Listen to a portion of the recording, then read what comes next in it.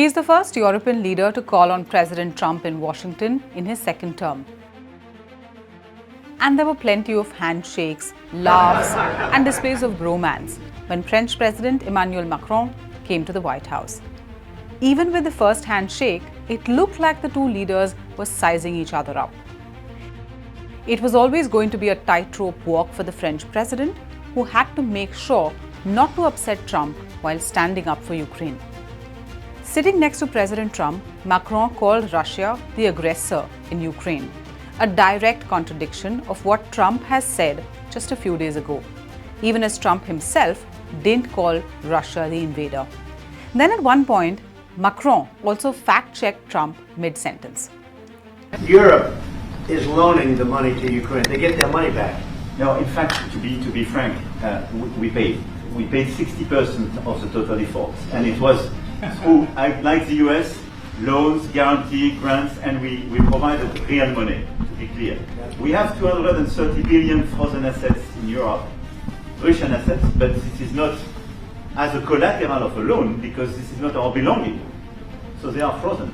If at the end of the day in the negotiation we will have with Russia, they're ready to give it to us, super. It will be a loan at the end of the day, and Russia would have paid for that. If you believe that, it's okay with me. Mr. President, If they get their money back, we don't, and now we do. But that's only fair. Macron is also heavily banking on a relationship he has built with Trump in his first term. And during the joint presser, there were clear signs that Europe, which was left out of the first US-Russia talks on Ukraine, didn't want to be left out again by upsetting Trump. Even though Macron made it clear peace in Ukraine could not come at the cost of Ukraine. Europe's existential question is very much front and center for leaders like Macron, as he also seemed more accommodating on Trump's differentiated approach on Russia and President Putin. We want peace.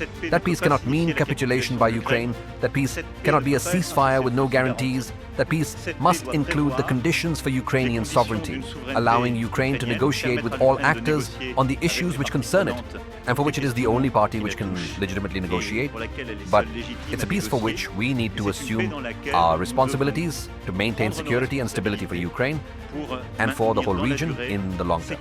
And for we Europeans, that's an existential question. Pour nous, Européens, c'est une question existentielle. The purpose of our meeting today is to end another battle, a really horrible one, a war, something that we haven't seen since the Second World War, that is ravaging European soil, the deadliest and most destructive conflict that one can imagine.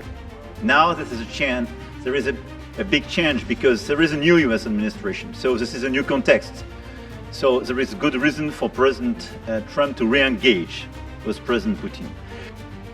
I'm also pleased that President Macron agrees that the cost and burden of securing the peace must be borne by the nations of Europe, not alone by the United States. And Europe must take that central role in assuring long-term security of Ukraine, which they want to do. And that's not a very big step. The big step is what's going to happen over the next few weeks. Discussion is a very important one. First, because it's important for the US, and it will be a good occasion for a first very important meeting between President Trump and President Zelensky. Second, I think there is a lot of economic upside on both sides. Zelensky last week rejected US demands for $500 billion in mineral wealth from Ukraine to repay Washington for wartime aid, saying the United States had supplied nowhere near that sum so far and offered no specific security guarantees in the agreement. But Trump is confident Zelensky could visit Washington soon to sign off on that deal.